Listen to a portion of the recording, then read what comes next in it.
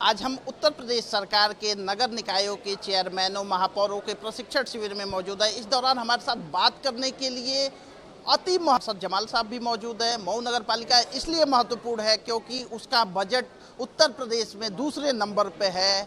हमारे साथ अरशद साहब हैं। आइए इनसे समझते हैं कि मऊ के विकास के लिए क्या तैयारियां हैं, क्या रूपरेखा है। और सीवरेज एक बड़ी समस्या है जिसके लिए इन लोगों ने प्रस्ताव भी शायद जारी किया है।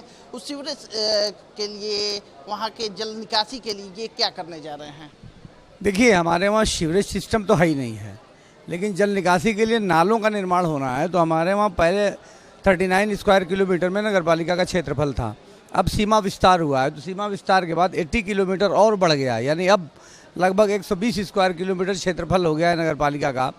तो इतने बड़े क्षेत्रफल वाली नगर पालिका मऊ जो है वो पहले नंबर में उत्तर प्रदेश की क्षेत्रफल के एतबार से सबसे बड़ी नगर पालिका है। आबादी के एतबार से या धन आवंटन के एतबार से लोनी पहले नंबर पे है और नगर पालिका परिषद मऊ दूसरे नंबर पे है। तो एक बड़ा चैलेंज है हमको कि उन क्षेत्रों को जो नए क्षेत्र शामिल हुए हैं, चूँकि माननीय मंत्री जी के प्रयासों से सीमा विस्तार हुआ है और अब जो है माननीय मंत्री जी का गांव जो काझा खुर्द बोला जाता है, वो माननीय मंत्री जी का गांव भी हमारी नगर पालिका परिषद में सम्मिलित हो चुका है। तो हम आशा करते हैं कि हम मऊ नगर पालिका परिषद को एक आदर्श नगर पालिका परिषद बनाएंगे पूरे उत्तर प्रदेश में।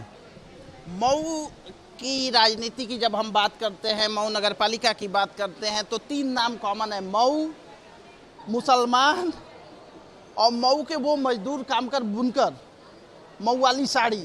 ये 3 एम, मऊ, मुसलमान, मऊ वाली साड़ी। तो मऊ वाली साड़ी का क्रेज दिन ब दिन बढ़ा तो, लेकिन नाम नहीं बढ़ पाया। बुनकरों को जो सुविधाएं मिलनी चाहिए थी वो नहीं मिल पाई, उनको उनकी कीमतें नहीं मिल पाई। बनारसी साड़ी विश्व में गई, ये मऊ वाली साड़ी भी विश्व में जा रही है, लेकिन वो ब्रांडिंग नहीं हो पा रही। उसके लिए मऊ नगर पालिका क्या करेगी? देखिए, इस संबंध में मऊ नगर पालिका के पास जो अधिकार हैं वो किसी उद्योग को बढ़ावा देने के लिए हम लोग सक्षम नहीं है। नंबर 1 बात तो ये है। लेकिन आपने इस सवाल पूछा तो ये बहुत महत्वपूर्ण सवाल है कि आखिर मऊ जो साड़ियाँ बनाने में इतना महारत रखता है और पूरे मुल्क में हिंदुस्तान के बाद उसका नाम आता है। हमारा माल देश के कई प्रदेशों में जाता है, जैसे महाराष्ट्र है, कर्नाटक है, केरला है, मध्य प्रदेश है, तो इन प्रदेशों में भी जाता है। लेकिन ये कारोबार धीरे धीरे मंदी का शिकार हो रहा है।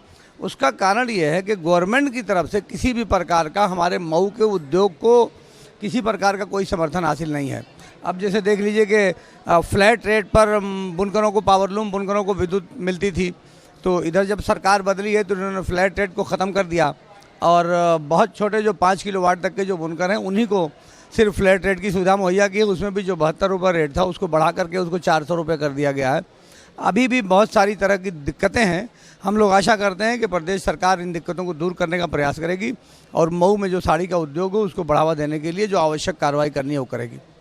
मऊ जिसको कल्पनाथ राय ने जिला बनाया, विकास का जो जनक जिला बना, आज विकास में पिछड़ रहा है। तो इस विकास की गति को बढ़ाने के लिए मऊ के ही नगर विकास मंत्री, ऊर्जा मंत्री AK शर्मा जी हैं और सर जमाल साहब हैं, उनके साथ आप मिलके क्या कोऑर्डिनेशन करेंगे कि मऊ विकसित हो और मऊ फिर अव्वल दर्जे का जिला बने? देखिए, चूँकि माननीय मंत्री जी तो अब राजनीति में आए हैं, लेकिन उनके पास बहुत ज्ञान है और बहुत तजुर्बा है काम करने का। वो PMO में भी काम कर चुके हैं। माननीय मुख्यमंत्री जी के साथ जब वो गुजरात के मुख्यमंत्री थे तो उनके साथ 15 साल काम किया है और देश के जो टॉप 10 IAS अधिकारी हैं उनमें से आपका शुमार होता था। तो इनके पास अनुभव तो बहुत है और अब वो राजनीति में आए हैं, तो मैं समझता हूँ कि उनका जो अधिकारी रहने का जो अनुभव है, प्रशासनिक अधिकारी रहने का, उस अनुभव का हमको लाभ मिलेगा। अब हम लोगों का काम ये है कि कितनी अपनी समस्याएं उन तक पहुंचाते हैं।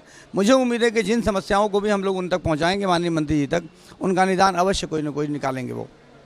मऊ नगर पालिका में फाटक की एक बहुत बड़ी समस्या है जिसको लेके देव प्रकाश राय ने लंबी लड़ाई लड़ी है। मऊ नगर पालिका का जो कार्यालय है वो भी सिमटे हुए परिक्षेत्र में है, तो क्या आप नया कार्यालय बनाने जा रहे हैं? और रेलवे फाटक को लेके मऊ नगर पालिका क्या करने जा रही है अपने अधिकार क्षेत्र के अंतर्गत? देखिए, रेलवे जो बाल निकेतन रेलवे क्रॉसिंग पर जो ओवर ब्रिज बनना है उसकी संतुति रेलवे विभाग ने भी दे दी है, मंजूरी, NOC दे दी है। यूपी गवर्नमेंट की तरफ से भी NOC मिल चुके हैं। 99 करोड़ का उसका बजट बन के तैयार है। हम लोग बस इस बात का इंतज़ार कर रहे हैं कि उत्तर प्रदेश सरकार बजट को जारी करे।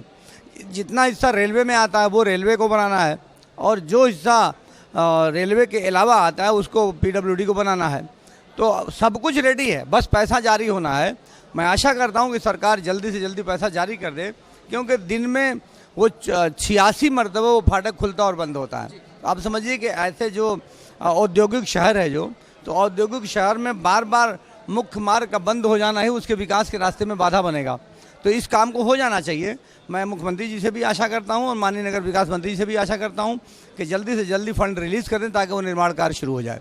आपके घर मस्कन के तर्ज पर क्या मऊ नगर पालिका नया कार्यालय बनाने जा रहा है, बेहतरीन कार्यालय जिसमें सारी सुख सुविधाएं हों जनता के लिए? देखिए, हमारा जो नगर पालिका का जो कार्यालय है उसमें फौरी तौर से कुछ निर्माण होने जा रहा है। एक स्टोरी और हम उसमें बनाने जा रहे हैं। 9 तारीख को हमारे बोर्ड की बैठक है, उस बोर्ड की बैठक में प्रस्ताव ले दिया है। उसका प्रोजेक्शन लगभग प्रोजेक्ट जो है तैयार है, डिटेल प्रोजेक्ट पे काम चल रहा है और मुझे उम्मीद है कि दूसरी स्टोरी का निर्माण कार्य अगले महीने से हम लोग जल्दी शुरू कर देंगे, टेंडर प्रक्रिया पूरी करने के बाद। वैसे भी जो सुविधाएं मऊ नगर पालिका में हैं या मऊ नगर पालिका की तरफ से जो काम करने का जो तरीका अपनाया जाता है वो शायद उत्तर प्रदेश में कम निकायों में वो सुविधाएं उपलब्ध होंगी जो हमारे वहाँ हैं। नहीं, कई समस्याएं भी मऊ नगर पालिका में हैं। जैसे आप देखेंगे तो जो नई कॉलोनियां बसी हैं, जैसे श्री कृष्ण कॉलोनी है, यशोदा विहार कॉलोनी है, तो वहाँ जल के लिए पाइपलाइन नहीं जा पाई है, जबकि महज 200 से 400 मीटर की दूरी है। तो इसके लिए क्या करेंगे आप? जैसे अभी कल ही हमने जलकल विभाग जो है उसकी समीक्षा बैठक की है और उसमें हमने पाया है कि बहुत सारे क्षेत्रों में जहाँ बहुत करीब में पाइपलाइन है मगर बस्ती के अंदर पाइपलाइन नहीं जा पाई है, तो उन सब लोगों को आदेश किया गया है कि इन बस्तियों में जहाँ पाइपलाइन नहीं गई है उन बस्तियों में जल्दी से पाइपलाइन पहुँचाकर पेयजल की सुविधा उपलब्ध कराई जाए। जो नए क्षेत्र हैं उन क्षेत्रों में भी मजीद नए नलकूप लगाए जाएंगे और वहाँ पाइपलाइन की सुविधा दी जाएगी। अंत में एक आखिरी सवाल आपसे ये है कि मऊ नगर पालिका में जो दशकों से जमे हुए कर्मचारी हैं उनका नियमों के विपरीत वो है, तो उनको हटाने के लिए क्या आप सहमत हैं? क्या सरकार का साथ आप देंगे? देखिए, जो हमारे वहाँ जो ज़्यादा दिनों से हैं ट्रांसफ़र किसी अन्य ज़िले में करने का अधिकार हमको नहीं है। ये क्या सरकार के साथ रहेंगे? वो अधिकार शासन के पास है, लेकिन जो लोग एक ही टेबल पे ज़्यादा दिनों से जमे हुए हैं तो उनका टेबल चेंज करने का अधिकार हमको है। तो उनका कार्य क्षेत्र बदला जाएगा और कुछ कार्य क्षेत्र बदलने के लिए आदेश भी हुए हैं। काम की सभी जांच चल रही है और बेहतर व्यवस्था बनाने के लिए जो आवश्यक कार्य होंगे वो किए जाएंगे। हमारे साथ बातचीत करने के लिए मौजूद थे मऊ नगर पालिका के चेयरमैन अरशद जमाल साहब, जिनका कहना है कि मऊ की बेहतरी के लिए नगर विकास मंत्री AK शर्मा के साथ मिलकर हम काम करेंगे। कैमरा पर्सन सरबजीत सिंह के साथ दिव्येंदु राय, आप देख रहे हैं भारत एक्सप्रेस।